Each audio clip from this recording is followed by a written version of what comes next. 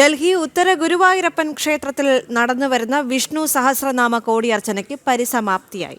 വൈകിട്ട് ക്ഷേത്രത്തിൽ ലക്ഷദീപാർച്ചന നടക്കും. രാവിലെ മുതൽ തന്നെ അണമുറിയാതെയുള്ള ഭക്തജന പ്രവാഹമായിരുന്നു ഉത്തര ഗുരുവായൂരപ്പന്റെ സന്നിധിയിലേക്ക്.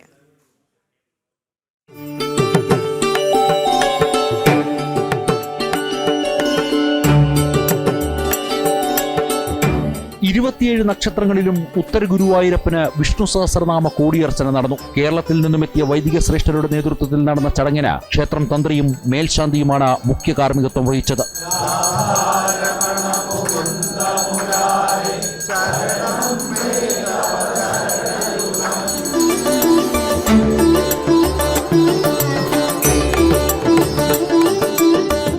കോടിയർച്ചനയുടെ അവസാന ദിനമായ ഇന്ന് കളഭകുംഭ പ്രദക്ഷിണത്തിന് നൂറുകണക്കിന് അമ്മമാർ താലപ്പൊലിയേന്തി.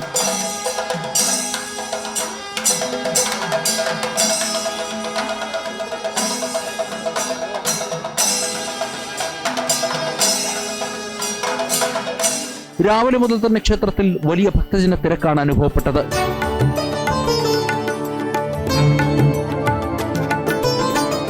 ഇന്ന് വൈകിട്ട് ക്ഷേത്രസന്നിധിയിൽ ലക്ഷദീപാർച്ചന നടക്കും. ഇതോടെ കോടിയർച്ചനയുമായി ബന്ധപ്പെട്ട ചടങ്ങുകൾ പൂർത്തിയാകും.